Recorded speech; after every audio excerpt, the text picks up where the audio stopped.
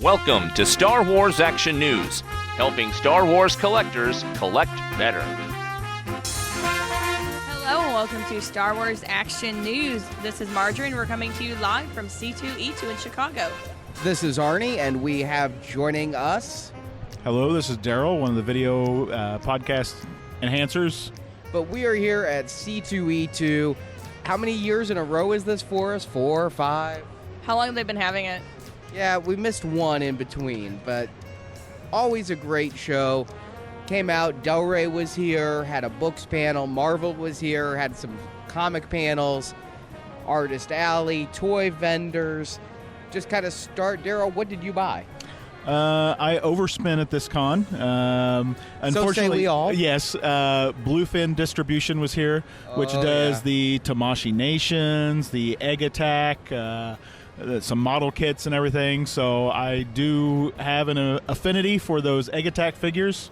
And I bought both the Shadow Trooper, which I had not seen before. Ooh. And since I already had the Darth Vader on Carbonite Freezing Chamber base and did not realize that was more of a statue and you still had to buy the regular figure, I ended up purchasing both of those items.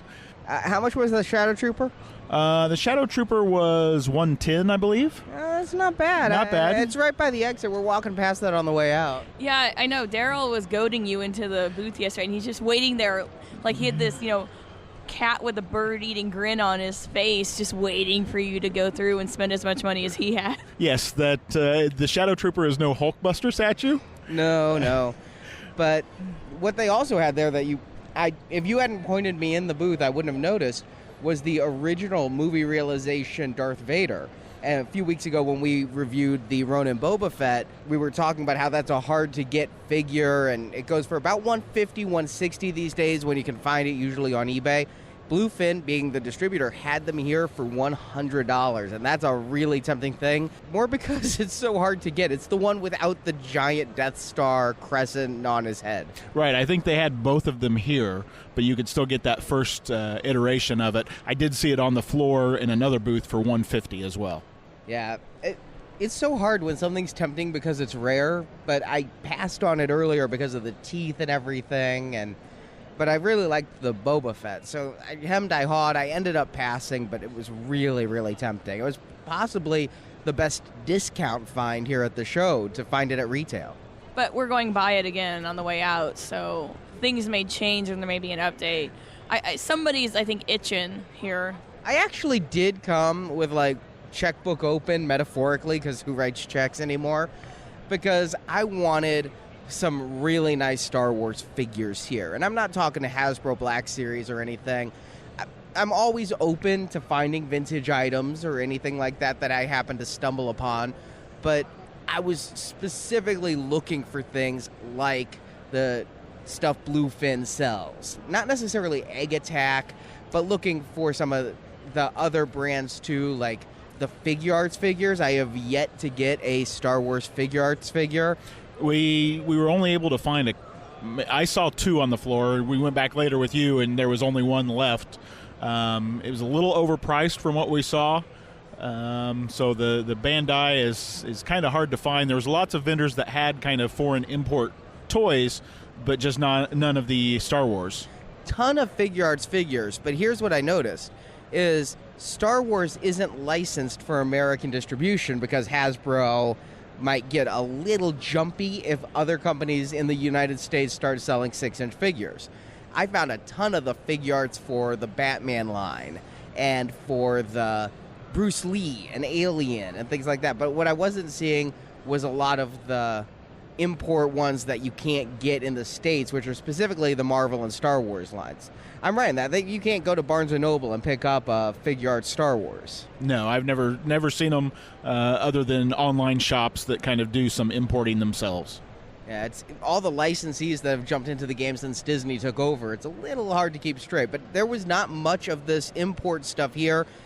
I found a First Order Stormtrooper, the only Figure Arts figure I found, $75. I was tempted, but then Amazon had it prime shipping for about $55, so I decided $20 is $20. There's something fun about taking it home from the con. There's something also fun about having $20 more in your wallet. Well, this is the dangerous part, and I think it's funny because we spent all day with Daryl yesterday roaming the floor, just shopping and everything like that. And Daryl maybe hadn't observed this in the past, but how you buy things is you go, you're like, how much is it on eBay? How much is it on Amazon? Oh, yeah, just ordered it. Thanks. I got more money to spend at the convention now. Yes, I got very good at spending your money. Yes, you did. There were 3 separate instances of me finding things in booths and then checking to see if the prices were fair and then buying them on Amazon. And there was I got a figure arts Stormtrooper and a figure arts Darth Maul because when I was talking about the figure arts, everybody, we had a huge group for dinner last night. It was a lot of fun, and I just kept hearing from all sides, Justin and you and the Sandoval's all telling me the Darth Maul is the figure arts figure to get. And, you know, a superposable, highly detailed Darth Maul, I'm always down for that. So I ordered him. It was a little pricier, but still in the $60 range. One thing I found out from a friend who does do all the figure arts, he has the Darth Maul in hand, and it actually separates at the waist. It's kind of a hidden feature. Oh. They don't. It's more the way that it's set up, just in the articulation that you can do that. It's not necessarily a feature, but it is able to kind of be hidden with these robes and stuff. So he does get split in half if you want to pull him apart. Nice. Need the Episode 1 Obi-Wan to pose with that and just like be standing over the bisected body or something. But I was looking for a figure arts or a Mafex or, you know, some of the higher end figures, and there was not a lack of Star Wars here if I wanted to spend a $110 on the Darth Maul Hasbro 6-inch Black Series or overpay for... Some places had Black Series figures at MSRP of $20 or so. If you wanted a Constable Zuvio, I think you could get it for $10. Yeah? That's about right for a character not in the movie. Well, keep in mind, though, we're in March, so this is, you know, kind of the kickoff of convention season. So I think prices are higher as people think, oh, yeah, we're going to make all this money. And then as you go throughout the year, we notice by the time you get to Chicago Wizard World, prices are kind of low. And on Sunday, you can bargain a lot because they don't want to have to store it for the winter. But to see Jakku Finn for $45, it's like... what are you smoking, and are you selling that too? You know the Disney Elite figures, the Rey with the BB-8 and the lightsaber that is still in the stores? I did see someone had $100 on it. Wow, are you sure it was the one with the lightsaber? Yes, it was with the lightsaber because I looked. Yeah, because that's the second release. I'd be able to see the first release without it, perhaps going for a bit more. I don't know. All the Force Awakens ones appear readily available, and all of the original trilogy ones appear to have sold out and really be harder to find. Yeah, they've really jumped in price, those first few that came out, not the Force Awakens one, but I know I saw a Grievous for $200, I believe. Ooh. I know people are still searching for that Boba Fett a lot of places, and those have really kind of skyrocketed, especially since the line is kind of closed now. Are they done? From what I have heard, yes, they have stopped that line. I don't know if it'll come out later, maybe with, you know, Episode 8. I don't think they're planning on doing any for Rogue One, so as far as what I've heard, I don't think I've heard anything official, but kind of everyone has no plans of hearing anything about any new releases in that line. Wow, okay, a little stress off of me for having to wake up at 3 o'clock in the morning to order after that Boba Fett. And again, thank you to the gentleman who helped me out to get one when they sold out too quick online. Speaking of selling out fast online, one thing I did before coming here was I cataloged all of my John Tyler Christopher vintage action figure variant covers because I'd accidentally gotten a couple extras and I had not gotten a couple. And it turned out I was very lucky. I was current, save for issues 15 and 16, Snaggletooth and Death Star Droid. Now, doesn't that line kind of jump comic license, or not license, but comic names? Yeah, I mean, Vader Down issue 1 has one. Poe Dameron that's coming out is going to have one. The black and white variant was for sale directly from the artist on his website. I don't do the black and white variants, thank God, because I just like how they look painted, you know? I don't need the black and white. And But they seem to only do issues 1, and then they do something outside of the vintage line. Like Anakin and Obi-Wan came with a Phantom Menace Anakin versus they seem to be kind of going through the 12 back and the 20 back on the main Star Wars line. And the others, to my knowledge, have only had issue 1 variant covers, whereas every issue of Star Wars, the main comic, has had one coming. And I didn't have the 2. You kind of worried me because you told me the Death Star droid was pricey. Yeah, I don't collect them myself. Kind of sounds like it's kind of hard to keep up with, which is going here and there. And but I have some friends that do collect them, and they have told me that some of those are getting very rare to find. I know the Han was always the tough one before, but I think some of these later issues have been tougher to find as well. I've been pretty much pre-ordering them at Midtown Comics, but Midtown Comics isn't great. I can't log in too easily and just see a checklist of everything I've pre-ordered. It's not like Amazon where if I go on their site and see something that says you ordered this item on, which I love on Amazon because it saves me a lot of dupes. But I missed 15 and 16. I found them here for $8 a piece. I was lucky. At Indiana Comic-Con last year, I found that Han for cover price, or $10. All of them. I loaded up and helped some friends out with that Han. Yeah, the guy in the booth here had the Han for $60, I believe he was asking. But he was a really nice guy. The guy in front of me had taken the last Death Star droid, and the vendor searched through every box and found one more Death Star droid for me, and that was for an $8 comic. For him to go through that much searching, and he, being a comics professional, gave me some words of wisdom.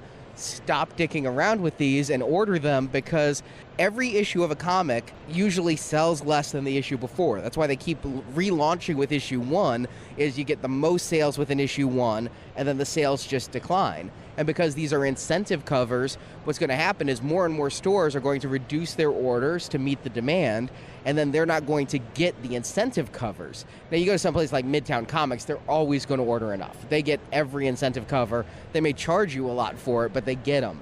But your local comic stores, if they've been having these in the past, the day may come fairly soon that these are really hard to get, and the value of them will increase. And I'm not a scalper. I'm not buying speculatively to increase. I just don't want to pay more. So when I say the value will increase, that means I'm going to get ripped off if I don't pre-order. So I am going to take that advice to heart. I have my full checklist. I am set. I have everyone, including that hard-to-get Boba Fett. I did overpay at C2E2 last year for that, $40. Ouch. Well, from the artist himself. Okay, that's a little better. Oh, that's right. I remember that. Yeah. He was here, great guy, and I'm just going to now keep up with that. But it was good to kind of complete that little checklist. Yeah, and speaking of vintage, I did pick up a vintage figure here, the Power of the Force Ben Kenobi.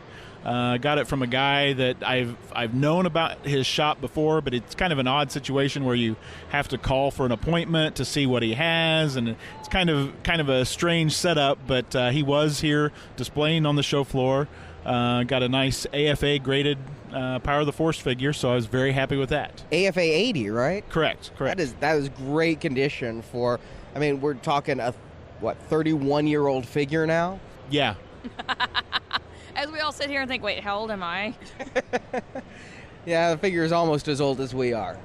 Almost. That the percentage gets smaller as we get older of how close it is to us in age. Yes. But it's really looked cool. And I did look through that booth at some vintage items. I was telling you, Daryl, when it comes to vintage package, vintage mint on card, vintage loose, I'm still in the market for the last 3 figures I don't have, the TIE Fighter pilot, the Yak face.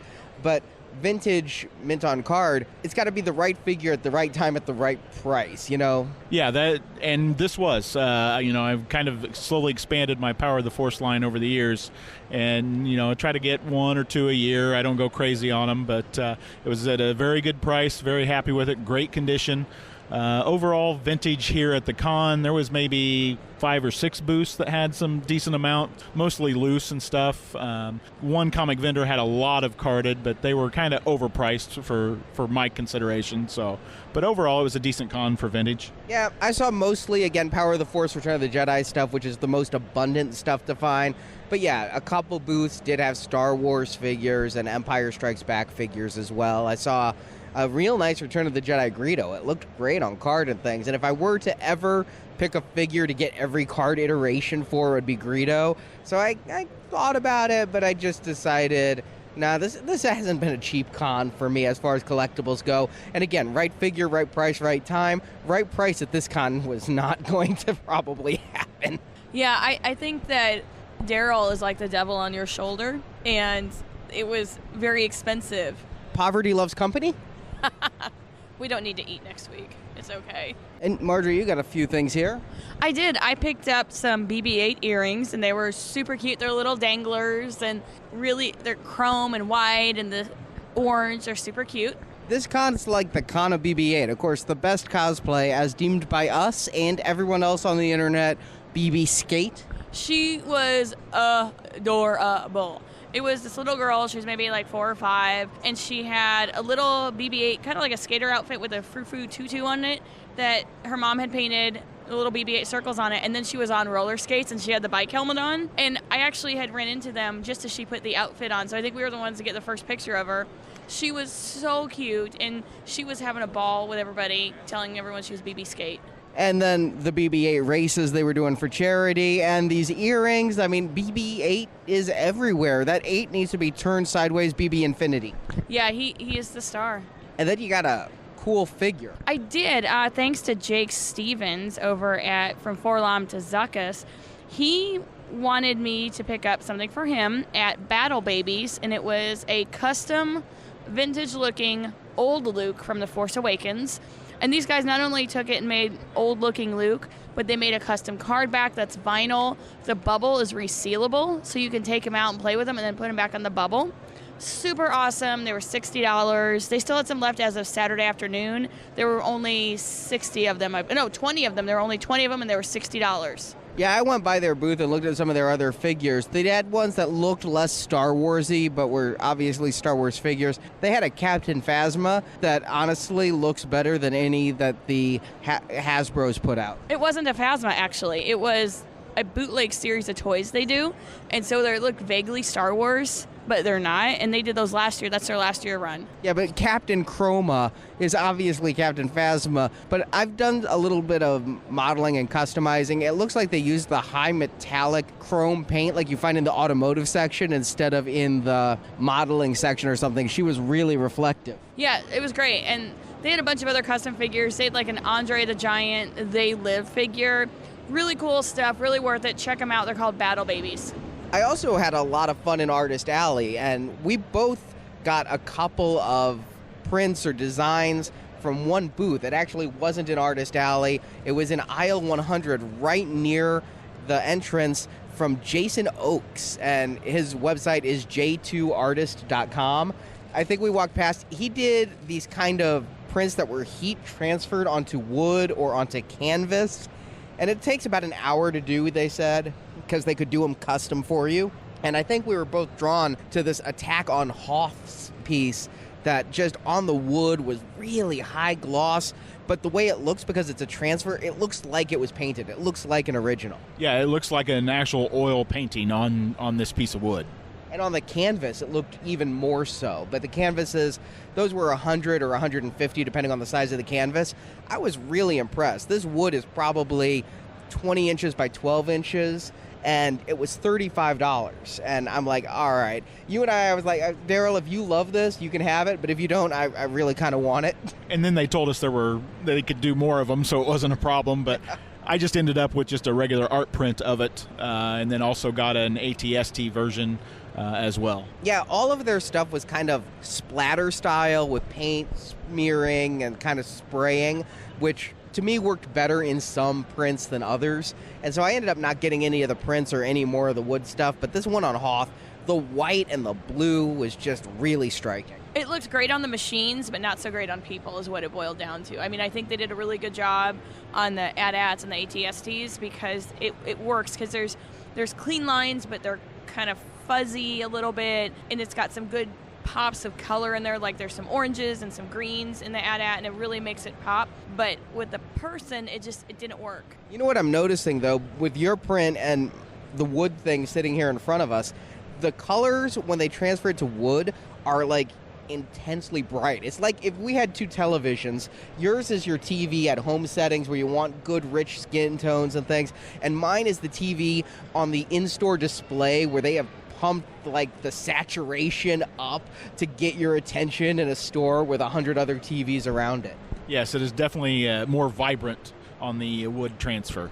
And then I also found an artist in Artist Alley, and I saw his prints, and I just immediately stopped and gave him money. His name was, I believe, Thetanus. It is TheTonus on Twitter or .com for his website. And he does hand over the hero prints, which are just these hands, and they're holding what look to be characters in various stuffed animal poses. And they had Spider-Man, and they had Homer Simpson. Well, they had one that I just had to walk away with. It was Boba Fett looking like a stuffed doll, kind of like a claw machine thing, but instead of human hands, it was a Sarlacc tentacle kind of handing him over. And that was just a lot of fun. I saw that artist. I did not see that print, that piece, so I'll be definitely interested to see your picture of it. Yeah, I can walk you right back there if you want it, because his prints were also very reasonable, $10 a piece. And then I may need you to carry something over to England for me if you don't mind, because he had one left. He had only brought two of a certain Admiral Akbar being handed over. I had a friend who I thought over in the UK might appreciate it, so I grabbed it for him. He might like that, yes. Yeah, and I also had an artist do a commission for me of a little funky-looking emperor. His goes by Loco Duck Studios, but his name is Michael Duran. Have you had him do art for you before? I don't think so. Then Chris, Jedi Yoda 7 on the forums, has, because I have been at a con where they are hunting down Loco Duck. I mean, you don't forget Loco Duck. No, and he does these kind of cutesy little pieces, kind of the pop vinyl kind of styling or something close to that. Yeah, it was Chris, because we went and looked for him somewhere, and I don't remember, Celebration maybe, or Wizard World, I don't know.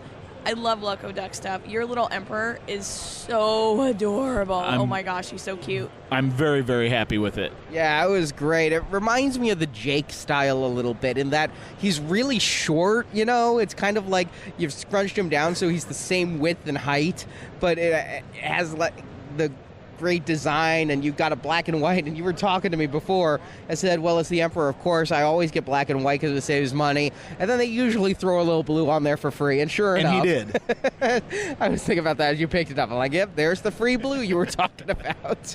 That good old Force Lightning. But it was a fun con. I went to the Del Rey Books panel, and they didn't have a whole lot of news. I can't really say that they talked about too much. The biggest news was that this fall they're releasing a new novel that is going to be a lead-in to Rogue One, so there'll be kind of a prequel novel there. I also went to the Marvel Unlimited panel where they showed some pages from upcoming Star Wars comics that'll be out in a week or 2 weeks. But there was the highlight of that panel. I'm kind of iffy on the Marvel Comics news. I buy them all. I read some of them. But going in and seeing, this is going to be happening. Here's some pages from Poe Dameron 1 that has a Duro X-Wing pilot in it. All right, it's kind of interesting news. But Jordan White is the editor of the Star Wars comics for Marvel. And he was pressured into pulling out a ukulele and giving a rendition of Nyub Nyub. And he didn't just do like the chorus. He started with Nyub Nyub, Chica Nyub Nyub, and ended with Hallelujah, and did the entire thing solo on a ukulele. I think I now want Arnie to sing it.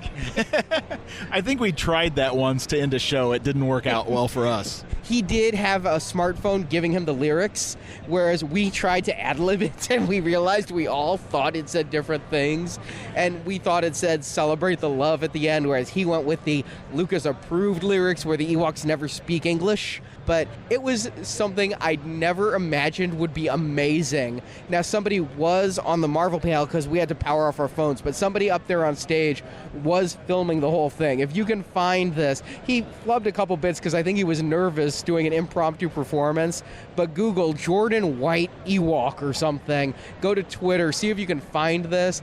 It was amazing. It was probably the highlight of my con, was watching this impromptu ukulele performance. It sounds like that was something to see, and that's kind of fun. Given that they didn't show a single frame of Civil War or Doctor Strange, yes, that was the highlight of the panel for me. Man, I was really hoping you'd come back with some of that you could relay to us in a dramatic interpretation of any Civil War or Doctor Strange footage. Not a lot of Star Wars programming, certainly not a lot of Star Wars guests. They had a lot of spotlight guests. We met John Cusack. I mean, not Star Wars related, unless he's in, like, episode 21. As really old Poe Dameron. Wait, how many years away is that now? He might be middle-aged Poe Dameron. I'm not sure. We'll be dead. But it was a fun con. It was kind of an expensive con.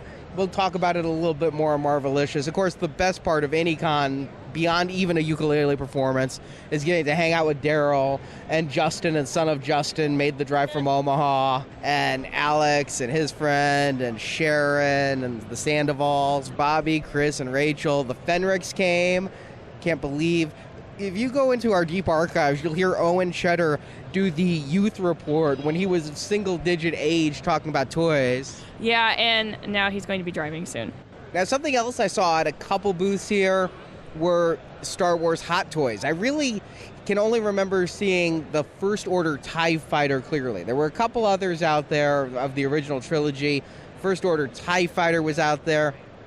I was still looking for more of the smaller figures, but if I was looking for some of the larger hot toys, they were here. I did not see anything that's sold out, though, like that Stormtrooper 2-pack or anything. No, the hot toys were few and far between here. I think there was the First Order Stormtrooper 2-pack as well. Yeah, the First Order 2-pack was here. All right, so that is it from us at C2E2. Thanks for watching this video.